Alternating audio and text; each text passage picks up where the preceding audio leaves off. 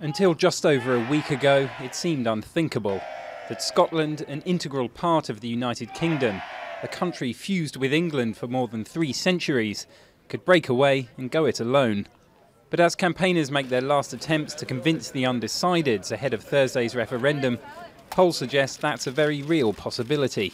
Our confidence is not based on any opinion poll, on any particular aspect, on any endorsement, on any expert. It's based on what we're finding in the communities around Scotland. That's what our confidence is based on, and it's on that we know the momentum is with us.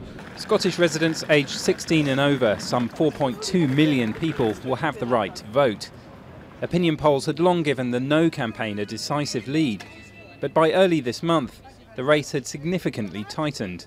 I think the entire British political establishment, including sections of the British media, certainly as based in England, particularly in London, has just coasted along assuming that No would win. And that's why the sudden spurt in the Yes vote is so shocking to them. They hadn't really imagined this would ever happen. The Yes campaign says Scotland, with its reserves of North Sea oil and its tourism and whisky industries, can prosper on its own. It's also benefited from frustration among Scots that despite having their own parliament and considerable autonomy, they're still ultimately ruled by a Conservative-led government in Westminster, which they say doesn't represent them.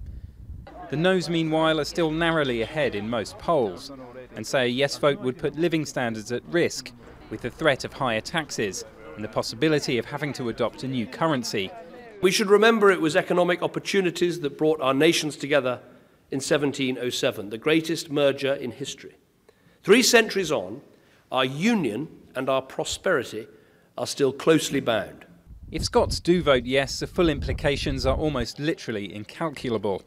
Months of intense negotiations would begin over how and where to relocate Britain's nuclear submarine base, how to disentangle 300 years of shared institutions, and the status of relations with the EU, NATO and the wider world.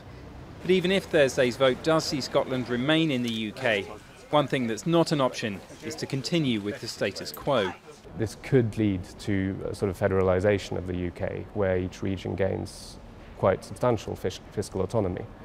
Of course, if Scotland votes yes, that takes Scotland somewhat out of the equation, but that still would leave the question of what happens politically to the rest of the UK. As results are tallied on Thursday evening, millions of Britons at home and abroad will be holding their breaths, waiting to see if they wake up to a changed country and to step into the unknown.